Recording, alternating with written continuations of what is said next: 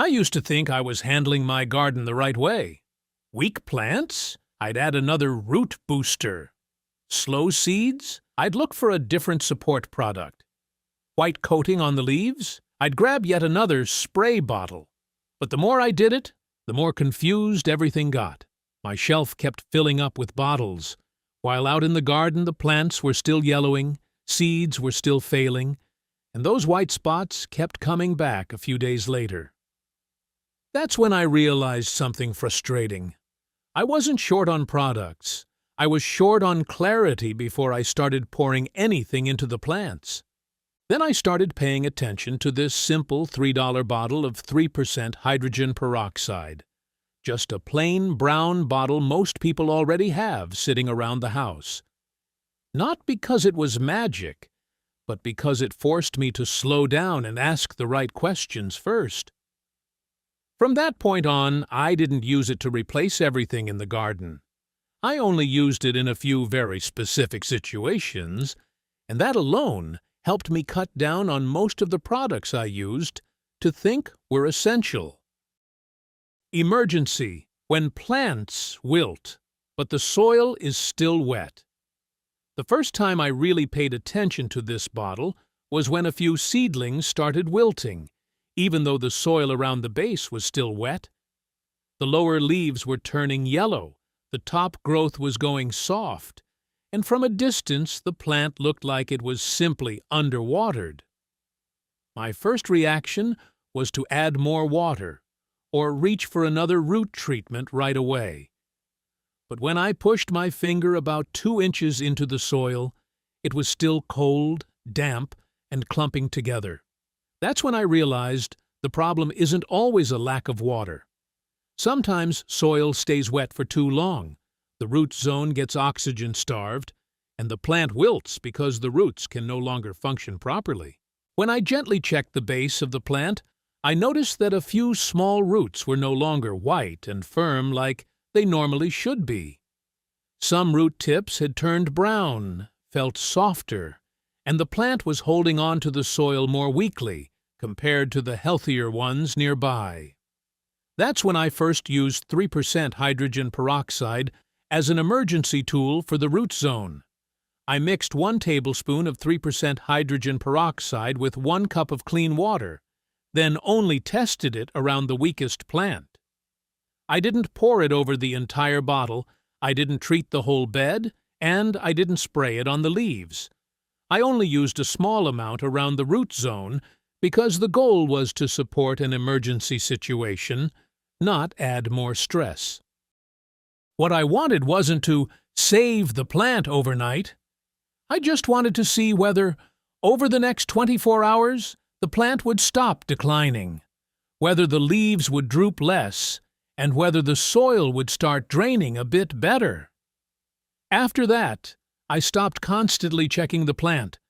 I let the soil drain, stopped adding more water, and marked the plant so I could come back the next day instead of reaching for another product every few hours. Some plants responded better, while others were already too far gone to recover. But the biggest lesson for me was that this bottle is only a temporary support. Drainage and watering habits are what actually need to be fixed. From that point on, I don't see hydrogen peroxide as something that makes plants healthier. I only see it as a rescue tool for situations where plants are wilting, even though the soil is wet, the roots are weak, and I need to act before losing the plant. Prevention: when seeds fail before they even start. There are problems in the garden that don't begin when a plant gets weak. They start right in the seed trays, when I look at each little cell and see nothing coming up. On cold, damp, early spring days, I used to think seeds just needed more time. But after almost 2 weeks, some cells were still empty. The surface had crusted over, and a few seedlings that did emerge collapsed at the stem. Classic damping off. At that point, there was no sick plant to save, just a very quiet kind of failure. The seed had already weakened under the soil before it ever had a chance to become a seedling. The problem isn't always bad seed. If the starting environment is too wet, and the seed sits there too long, the risk can begin right on the seed surface. This is where I use 3% hydrogen peroxide as a preparation step before planting. I mix 1 teaspoon of 3% hydrogen peroxide with 1 cup of warm water, just slightly warm, not hot. With small seeds, I only soak them for about 30 minutes to 1 hour. For medium-sized seeds, I usually go for around 1 to 4 hours, just enough to clean the surface and help the seed start absorbing water more evenly. For very hard-coated seeds, I sometimes lightly scuff one side with sandpaper before soaking. But I never do this with small seeds, soft seeds, or anything that's easy to damage. After soaking, I let the seeds drain briefly and plant them right away into prepared trays.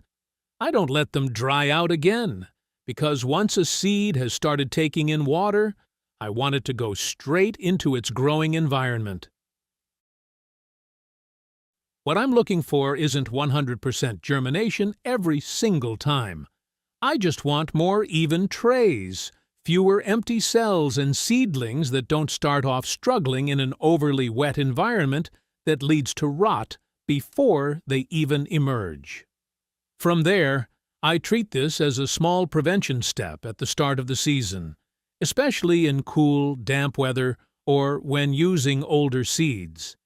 It doesn't replace good seed, clean trays, or proper moisture, but it helps me avoid having to fix problems after things have already failed. Visible disease. When the problem shows up on the leaves.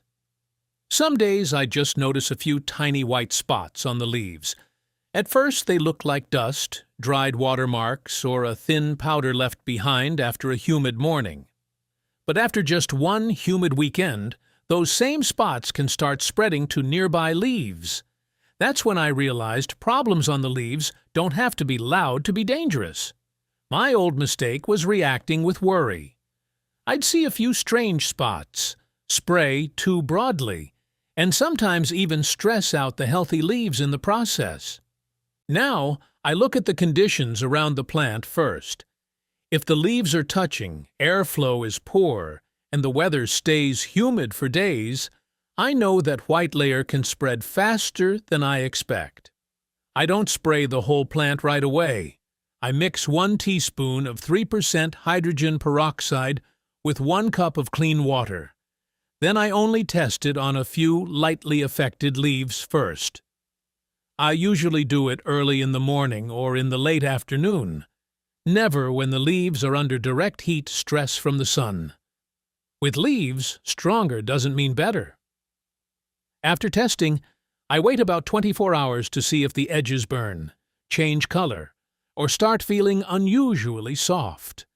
If everything looks fine, then I move on to the more affected areas.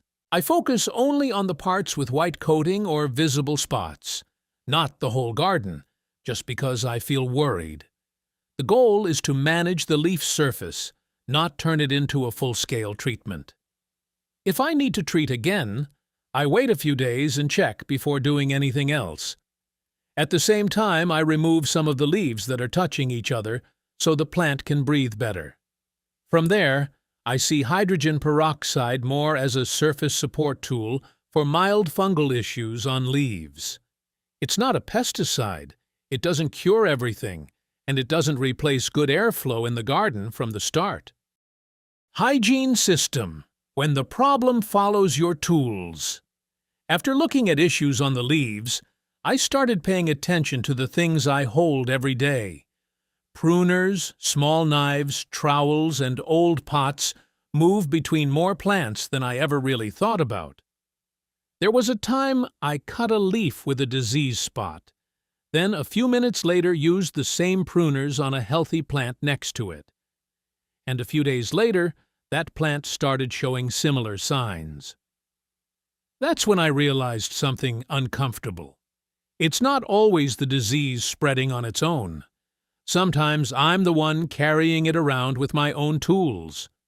From that point on, I started adding a small pause between a sick plant and a healthy one. If my pruners had just touched something bad, I don't move straight to the next plant. With pruners or small knives, I apply 3% hydrogen peroxide directly onto the blade. I let it sit for about 1 minute, then wipe it dry with a clean cloth before using it again. Old pots and seed trays taught me the same lesson. If there's still old soil stuck in the corners, I clean it first, because peroxide isn't meant to sit on top of dirt and magically make it clean. For regular pots, I spray 3% hydrogen peroxide on both the inside and outside surfaces. If a pot is really dirty, I soak it in a mix of 1 part 3% peroxide to 1 part water for about 30 minutes. After that, I rinse everything with clean water and let it dry before adding fresh soil. I want seedlings to start in a clean container, not in leftovers from the last season. From there, hydrogen peroxide becomes a small part of my garden hygiene system. It doesn't treat plants here. It just helps me reduce cross-contamination between plants. Soil environment. When the soil stays waterlogged too long. After a while, I realized not every problem in the garden starts with the plant itself. Some beds still look fine on the surface, but a few hours after rain, the soil stays heavy, cold, and holds on to water longer than I want. This shows up most clearly in early damp spring weather, or in midsummer when I overwater because I'm worried the plants are drying out. The plants don't die right away, but they stall, leaves lose color, and the soil never really gets a chance to breathe again. With containers, it's even easier to notice. I lift a pot, and it feels unusually heavy. The top looks slightly dry, but underneath it's still soaked like a sponge that never got wrung out. I used to think weak plants just needed more fertilizer. But if the root zone is oxygen-starved, adding nutrients doesn't help much, because the roots can't absorb water and minerals the way a healthy plant does. That's when I realized I wasn't just growing plants in soil. I was growing them in a living environment, and that environment itself might be holding too much water around the roots. In situations like this, I use very diluted 3% hydrogen peroxide as a temporary support. I mix about 1 teaspoon of 3% peroxide with 1 quart of clean water, and only apply it to the areas that are clearly waterlogged. I don't pour it across the whole garden, and I don't use it for every pot just because growth looks a bit slow. I water a small section lightly, then wait to see if the plant stops declining over the next few days. The key point is, I don't turn this into a fixed watering routine. If the soil keeps getting waterlogged every week, the real problem is drainage, soil structure, containers holding too much moisture, or how I'm watering in the first place. After that, I go back to the real work, adding compost, raising beds, improving drainage paths, or switching to a more aerated potting mix for containers.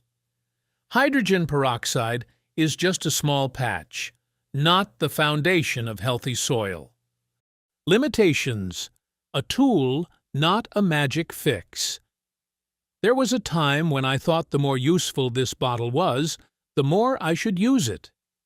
A small bottle that works in a few situations started turning into something I wanted to reach for everywhere in the garden.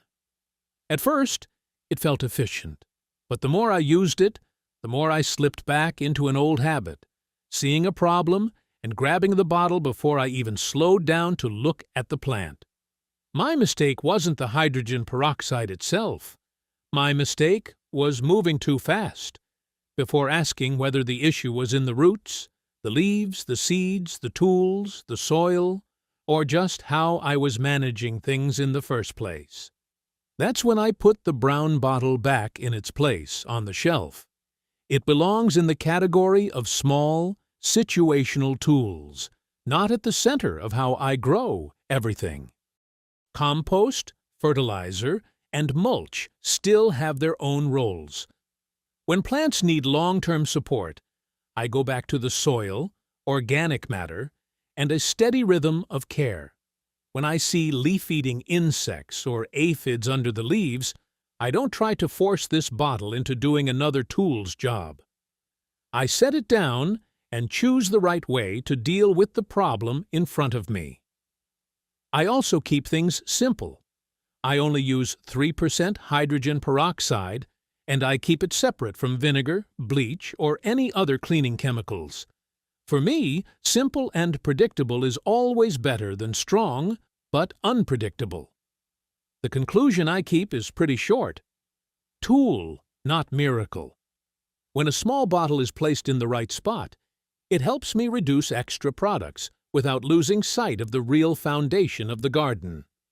Amish reference: learning to think simpler.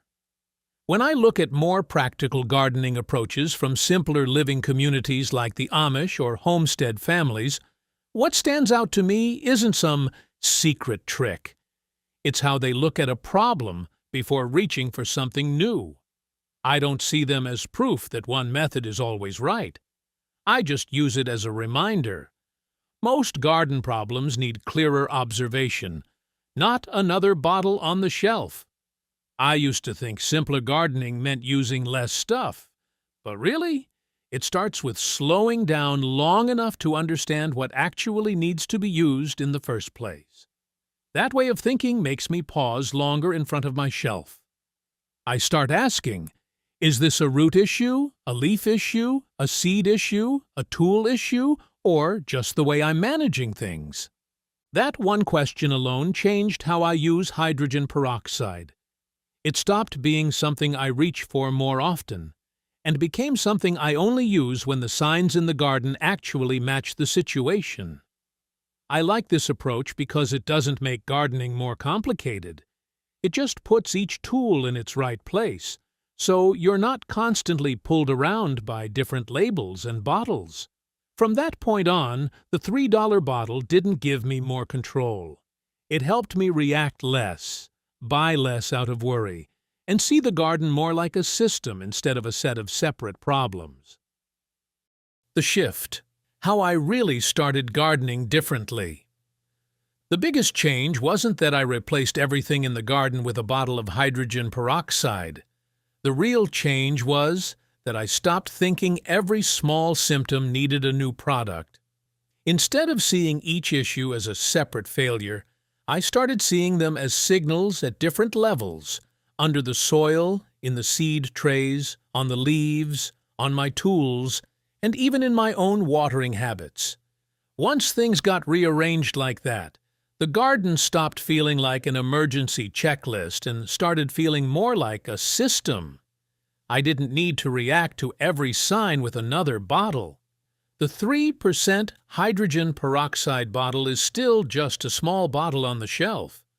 But in the right place, it helps me cut out unnecessary steps and keep my head clearer when things start going wrong in the garden.